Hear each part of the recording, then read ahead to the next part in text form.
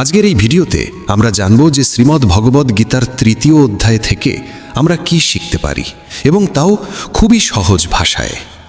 বন্ধুরা, যেমন শত শত গরুর ভিড়ের মধ্যেও এক বাছুর তার মাকে খুঁজে পায়, ঠিক তেমনি কর্মের ফলও আপনাকে হাজারো মানুষের ভিড়ের মধ্যে থেকেও খুঁজে বের করে নেবে।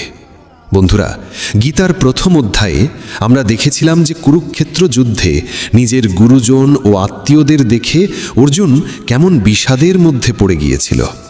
সে তার ধনুক ও বাণ রথে রেখে দিল এবং শ্রীকৃষ্ণকে বলল, হে প্রভু, আমি যুদ্ধ করব না।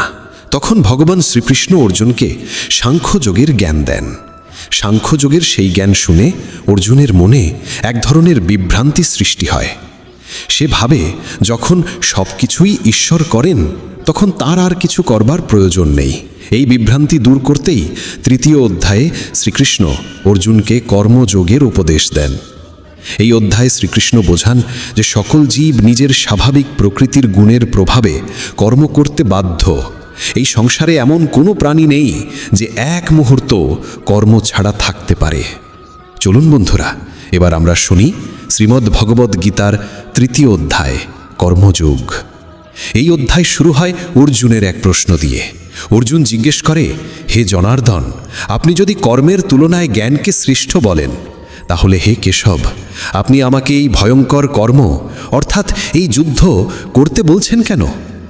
অর্থাৎ যখন শ্রীকৃষ্ণ জ্ঞানকে কর্মের চেয়ে শ্রেষ্ঠ বলে ব্যাখ্যা করছেন, তখন এই প্রশ্ন খুবই স্বাভাবিক যে তিনি অর্জুনকে আবার কেন কর্ম করতে যুদ্ধ করতে বলছেন।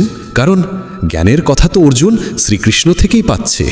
তাহলে আত্মীয় স্বজনদের বিরুদ্ধে এই ভয়ঙ্কর যুদ্ধের মধ্যে তাকে কেন টেনে আনা হচ্ছে? বন্ধুরা, এইভাবেই শুরু হয় ৩য় অধ্যায়, যেখানে ভগবান শ্রীকৃষ্ণ ব্যাখ্যা করেন যে কেবল জ্ঞান নয়, জীবনের জন্য কর্মও অপরিহার্য। আত্মজ্ঞান ও নিষ্কাম কর্ম এই দুই একে অপরকে পূর্ণ করে। এটাই হলো প্রকৃত কর্মযোগ। অনেক সময় আমাদের মনে এমন প্রশ্ন জাগে, এই কর্মের প্রয়োজনটাই বা কি? কেন আমরা কিছু না করে শুধু জ্ঞানের ওপর নির্ভর করতে পারি না? শ্রীকৃষ্ণের কথা শুনে অর্জুনের মন যেন মোহগ্রস্ত হয়ে পড়ছিল। বুঝতে পারার বদলে সে আরও বেশি বিভ্রান্ত হচ্ছিল। তাই অর্জুন শ্রীকৃষ্ণকে বললেন, হে প্রভু, আপনার বহুবিধ অর্থবোধক বাক্য আমার বুদ্ধিকে বিভ্রান্ত করে তুলছে। আমি সেগুলি বুঝতে পারছি না। বরং আপনি যত বলছেন আমি ততই জটিলতায় জড়িয়ে পড়ছি। অনুগ্রহ করে আমার এই দ্বিধা দূর করে এমন কিছু বলুন যা একমাত্র ও নিশ্চিত পথের নির্দেশ দেয়, যা আমার সংশয় দূর করবে এবং আমাকে কল্যাণের পথে এগিয়ে নিয়ে যাবে। তখন শ্রী ভগবান বললেন, হে নিষ্পাপ অর্জুন, এই জগতে দু ধরনের নিষ্ঠা বা বিশ্বাসের পথ আছে। এক হলো সাংখ্যযোগ, যার সঙ্গে জ্ঞানের সম্পর্ক, আর অপরটি হলো কর্মযোগ, যার মূল ভিত্তি হলো কর্ম। নিজের ইন্দ্রিয়গুলিকে সংযত করে পরমেশ্বরের মধ্যে মনকে স্থিত করে যেই সাধনা করা হয় তাকে বলে জ্ঞানযোগ বা সাংখ্যযোগ, যাকে সন্ন্যাসও বলা হয়। আর অন্য পথটি হলো কর্মযোগ, যেখানে নিষ্কামভাবে কর্ম করতে হয়, ফলের প্রতি কোনো আসক্তি না রেখে। কিন্তু মনে রাখতে হবে, মানুষ না তো কর্ম না করেই কর্মফলের বন্ধন থেকে মুক্ত হতে পারে, না শুধুমাত্র কর্ম ত্যাগ করেই সফলতা বা সিদ্ধি লাভ করতে পারে। সহজ কথায়, কর্ম পরিত্যাগ করলেই কেউ প্রকৃত সন্ন্যাসী বা কর্মযোগী হয়ে ওঠে না। এই জগতে এমন একটিও মুহূর্ত নেই যেখানে কোনো মানুষ সম্পূর্ণভাবে কর্মহীন থাকতে পারে না। কারণ মানব জাতির জন্মই হয়েছে কর্মের জন্য। এটি প্রকৃতির অনিবার্য নিয়ম, যা কখনোই বদলানো যায় না।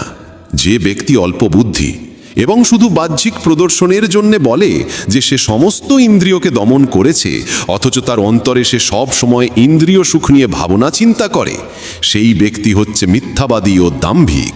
যেমন কেউ যদি মুখে বলে সে উপবাস করছে, খাবার গ্রহণ করছে না, কিন্তু সারাক্ষণ তার মন খাওয়ার আর স্বাদের চিন্তায় মগ্ন থাকে, তবে একে কি সত্যিকার উপবাস বলা যায়? নিশ্চয়ই নয়। এটি কোনো ব্রত নয়, এটি নিছক ভণ্ডামি। অনেক সাধু সন্ন্যাসীকে দেখা যায় যারা বলেন যে তারা সংসার ও কর্ম ত্যাগ করেছেন, কিন্তু যদি তাদের মনে এখনও এই জগতের প্রতি আকর্ষণ, মোহ, কামনা বাসনা রয়ে যায়, তবে শ্রীকৃষ্ণ তাদের মিথ্যাবাদী ও পাখণ্ড রূপ বলেন। কিন্তু হে অর্জুন, সেই পুরুষই শ্রেষ্ঠ যে সত্যিকারের মনোসংযমে ইন্দ্রিয়গুলিকে নিয়ন্ত্রণে রেখে কোনো প্রকার আসক্তি ছাড়াই সমস্ত ইন্দ্রিয়ের মাধ্যমে নিষ্কামভাবে কর্মে নিয়োজিত থাকে। সেই প্রকৃত কর্মযোগী। শ্রীকৃষ্ণ যেন এক ধরনের সতর্কতা দিচ্ছেন, ইন্দ্রিয় সংযম করা আবশ্যক, তবে কেবল বাহ্যিক ইন্দ্রিয় দমন করলেই চলবে না, মনের ভেতরেও যেন কোনো আসক্তি না থাকে। মন ও ইন্দ্রিয় উভয়েরই সংযমই প্রকৃত কর্মযোগ। যখন আপনার ইন্দ্রিয় আপনার বশে থাকে, তখন আপনি সব কিছুই করতে সক্ষম হন। তখন কোনো বাধা যত বড়ই হোক না কেন আপনাকে আপনার পথ থেকে বিরত করতে পারে না। কিন্তু যদি আপনি ইন্দ্রিয়ের বশে থাকেন, তাহলে তা সে খাওয়ার গন্ধ হোক, কোনো নারীর সৌন্দর্য হোক, অথবা চারপাশের কোলাহল, যে কোনো কিছুই আপনাকে আপনার কর্মপথ থেকে বিচ্যুত করবে। বড় হোক কিংবা ছোট, সব বাধাই তখন আপনার কাজে অন্তরায় সৃষ্টি করবে। তাই হে অর্জুন, তুমি শাস্ত্রসম্মতভাবে নিজের কর্তব্য কর্ম সম্পাদন করো, কারণ কর্ম না করার চেয়ে কর্ম করাই শ্রেয়। উপরন্তু কর্ম না করলে তোমার শরীর ধারণও সম্ভব হবে না। তুমি তোমার নির্ধারিত কর্তব্য পালন করো, কারণ যদি তুমি কর্ম না করো তবে এই জন্মই তোমার জন্য ব্যর্থ হয়ে যাবে। এর সহজ অর্থ হলো, এই পৃথিবীতে অসংখ্য কর্ম আছে, কিন্তু তাদের মধ্যে একটি কর্ম তোমার জন্য নির্বাচিত। সেই বিশেষ কর্মকেই বলা হয় নির্ধারিত বা নিয়ত কর্ম। যদি তুমি নিজের ইচ্ছে মতো কোনো কর্ম বেছে নাও, তাহলে সেটিকে নির্ধারিত কর্ম বলা যায় না। তোমাকে নিজের কর্তব্য বুঝে তদনুযায়ী কর্ম বেছে নিতে হবে, অথবা যে কর্মজীবনে এসেছে তাকেই কর্তব্য জেনে নিষ্ঠার সঙ্গে পালন করতে হবে। হে অর্জুন, তুমি তোমার কর্মকে যোগ্য জেনে পালন করো। যেমন যোগ্য সমাজ ও মানবতার কল্যাণের জন্য সম্পন্ন হয়, ঠিক তেমনি তুমি এই যুদ্ধকেও যজ্ঞের মতো জেনে, অর্থাৎ একে তোমার কর্তব্য জেনে সম্পাদন করো। বন্ধুরা, যদি আমরা সকলে আমাদের প্রতিদিনের কাজকে যোগ্যরূপে বিবেচনা করে তা শ্রদ্ধা ও সম্মানের সঙ্গে করি, তাহলে সকলের মঙ্গল সাধিত হবে। এইরূপ কর্মই প্রকৃত নিয়ত কর্ম। সৃষ্টির সূচনায় প্রজাপতি ব্রহ্মা যখন এই পৃথিবী সৃষ্টি করলেন, তখন তিনি সঙ্গে সঙ্গে যজ্ঞেরও সৃষ্টিও করলেন এবং মানবজাতিকে বললেন, তোমরা এই যজ্ঞের মাধ্যমে উন্নতি লাভ করো, কারণ এই যজ্ঞ তোমাদের সমস্ত ইচ্ছিত বস্তু প্রদান করবে। বন্ধুরা, যজ্ঞ এক প্রকার পথ প্রদর্শক। এটি আমাদের কর্ম করতে শেখায়। ব্রহ্মা বলেন, যজ্ঞের মাধ্যমে দেবতাদের সন্তুষ্ট করতে হবে এবং দেবতারা সন্তুষ্ট হয়ে তোমাদের কল্যাণ সাধন করবে। এইভাবে পরস্পরকে নিঃস্বার্থভাবে উন্নত করতে করতে তোমরা পরম কল্যাণ লাভ করবে।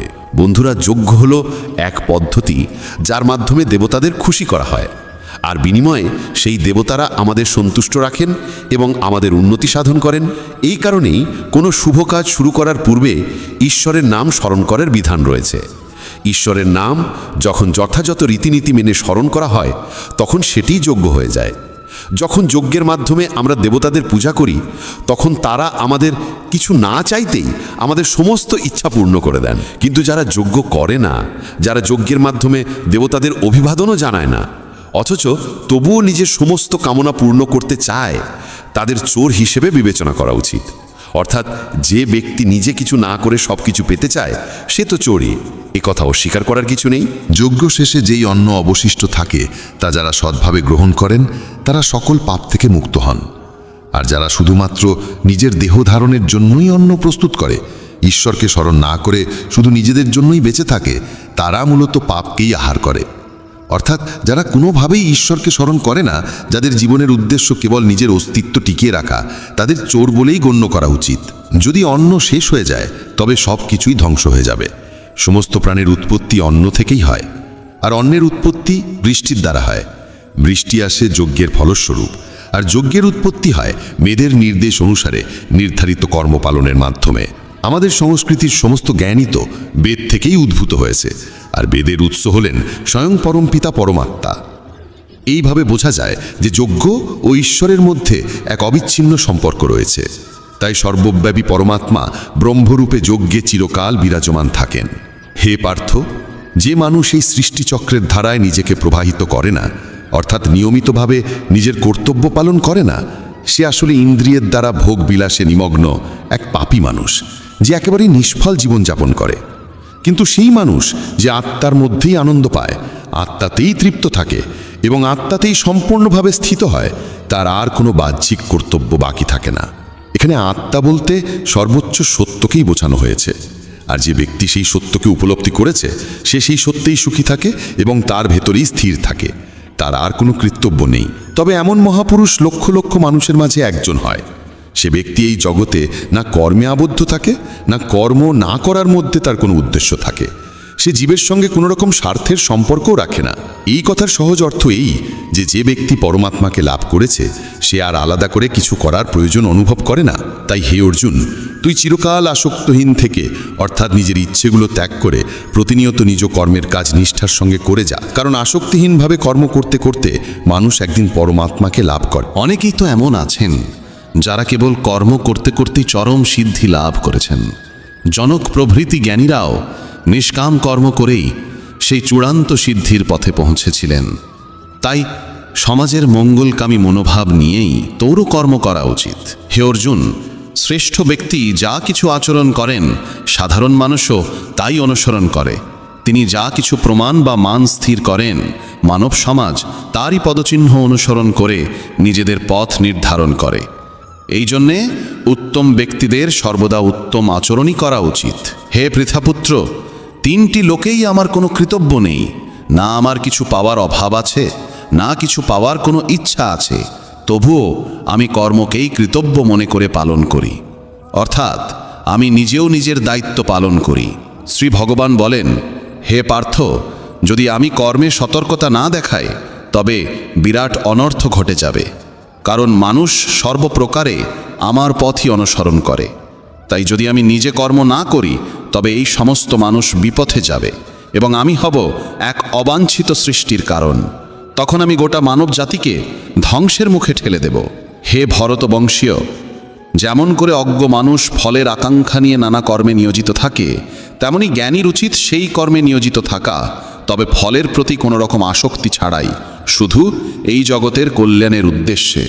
যারা সত্যকে উপলব্ধি করেছেন, যারা ঈশ্বরকে সত্যরূপে চিনেছেন, তাদের কর্তব্য হয়ে যায় এমনভাবে কর্ম করা যাতে তাদের আচরণ দেখে অন্যরা সঠিক পথে চলার অনুপ্রেরণা পায়। তাদের কাজের মধ্যে থাকা নিষ্কামতা, কর্তব্যনিষ্ঠা ও পরমার্থ বোধ দেখে সাধারণ মানুষও নিজ নিজ কর্ম ও ধর্ম পালনে উৎসাহিত হয়। কারণ প্রকৃত জ্ঞানী জানেন, শুধু নিজের মুক্তিই যথেষ্ট নয়, সমগ্র সমাজকে সঠিক পথে পরিচালিত করাও তাদের এক গুরুত্বপূর্ণ দায়িত্ব।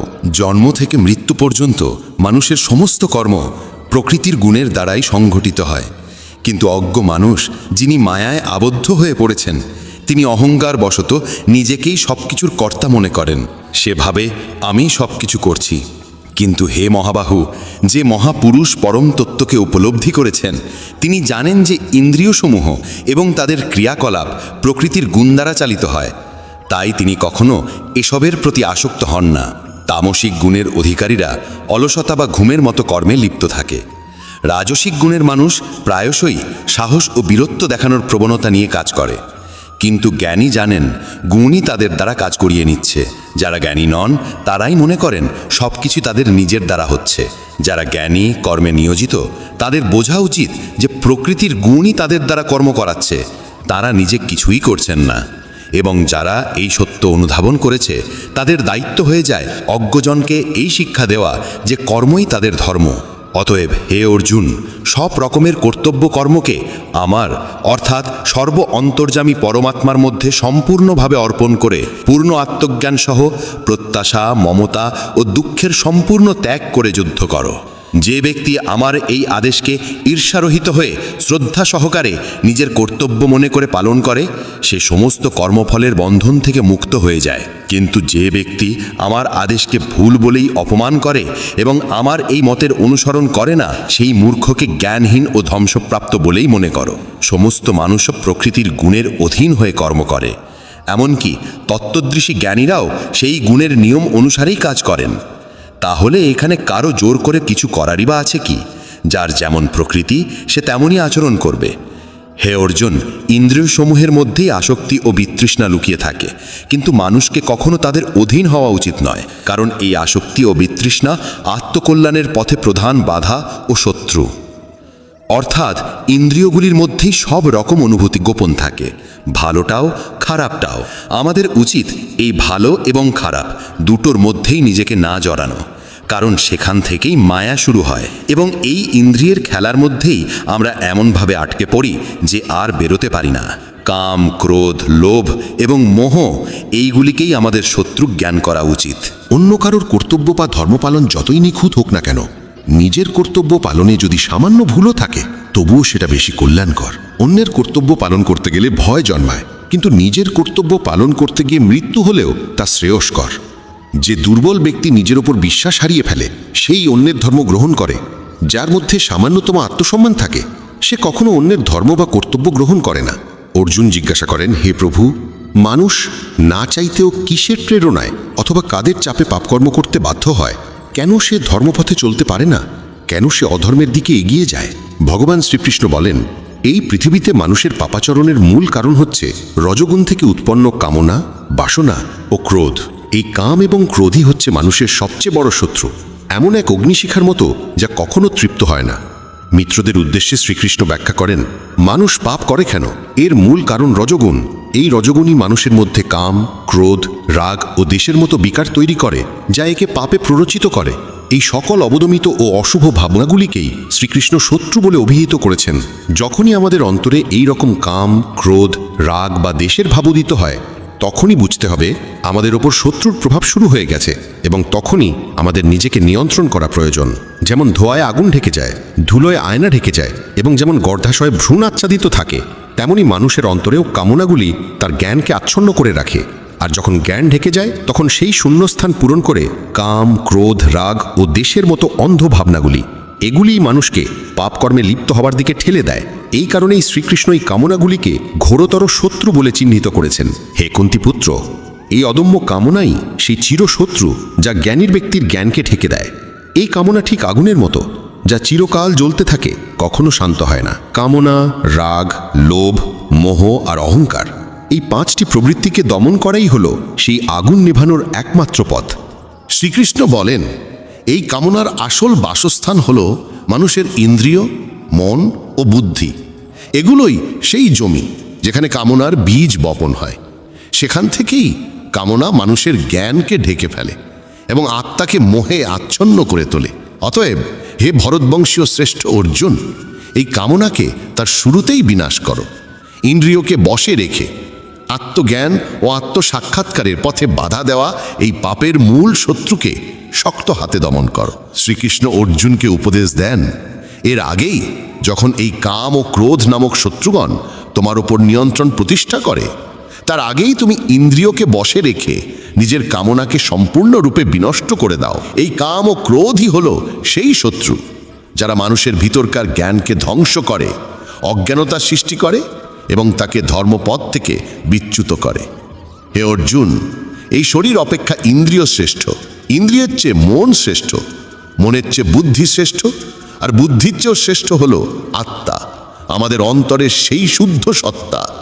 ভগবান বলেন, আত্মাই সর্বোচ্চ। অতএব হে মহাবাহু অর্জুন, তুমি নিজেকে আত্মা বলে জানো, নিজেকে মনে করো মন ও বুদ্ধির চেয়েও শ্রেষ্ঠ। আত্মজ্ঞান লাভের মাধ্যমে নিজের ইন্দ্রিয়, মন ও বুদ্ধিকে সংযত করে তুমি এই দুঃসহ কামনাকে, এই দুর্দমনীয় শত্রুকে সমূলে বিনাশ করো। এইভাবেই উপনিষদ, ব্রহ্মবিদ্যা ও যোগশাস্ত্র স্বরূপ শ্রীমদ্ ভগবদ্ গীতার 3য় অধ্যায় কর্মযোগ সমাপ্ত হয়, যেখানে শ্রীকৃষ্ণ ও অর্জুনের মধ্যকার মহাজ্ঞানপূর্ণ আলোচনা পরিসমাপ্তি লাভ করে।